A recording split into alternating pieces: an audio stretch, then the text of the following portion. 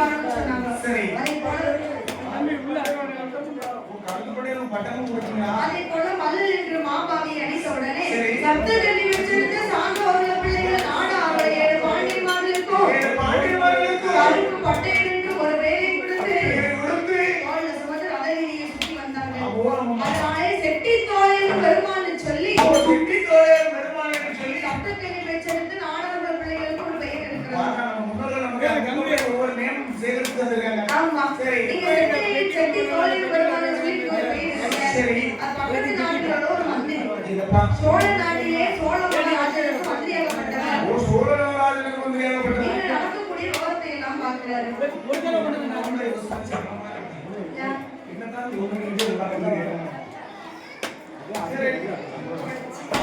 அப்ப பார்த்தார் மந்திரி. உங்களால அழிக்க முடியாத இந்த வள்ளல் இருக்கிற மாபாவி தீர்வு 7 பேர் அழைச்சிருக்காங்க அப்படின்னு சொல்லி மன்னனாகப்பட்ட சோழராஜனிடத்துல அப்படி என்று சொல்லி சோழ நாட்டிற்கே தலைவனான சோழ மகாராஜனை வைத்து மந்திரியாகப்பட்டவர் என்ன சொல்றாரு தெரியுமா?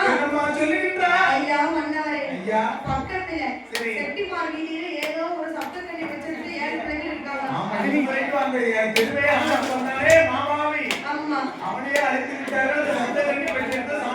வீரத்தோடு வீரத்தோடு வெற்றியோடு இருக்கிறாங்க.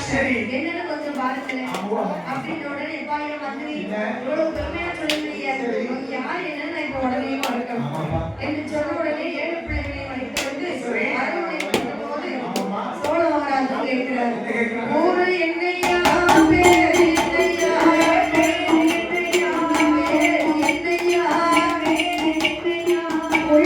உள்ளபடி ஒழியாமல் சொல்லையா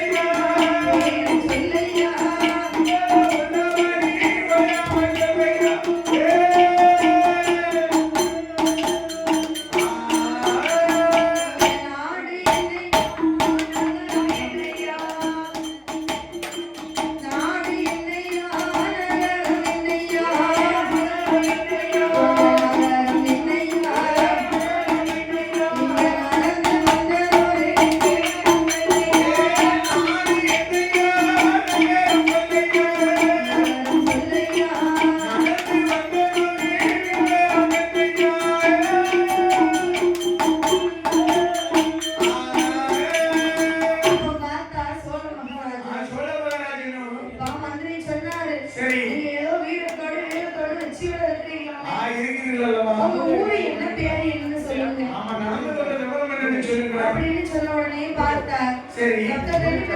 சான்றோர்களை 7 பாண்டியன்மார்களும் சோழ மகாராஜனுக்கு ஒரு வணக்கத்தை சொல்லிவிட்டு, ஐயா நாங்கள் பிறந்ததோ முட்டாபுரத்தில் பிறந்தோம்.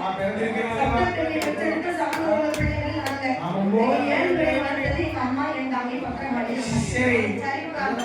நல்ல முறையில நல்ல மரியாதையா தான் இருக்கிறீங்க. உங்க வேலையும் நல்ல முறையில இருக்கு. நம்ம அரண்மனையில 1000 மந்திரிக்கும் அதிகாரி மந்திரியும் உங்க பொறுப்பு ஒப்படைக்கும். 1000 மந்திரிக்கு அதிகாரி மந்திரியாக பொறுப்பு கிடைக்குதா? ஆமா. அதாவது நம்ம அரண்மனை பின்னாடி ஒரு வாழை தோட்டம் இருக்கு. அந்த வாழை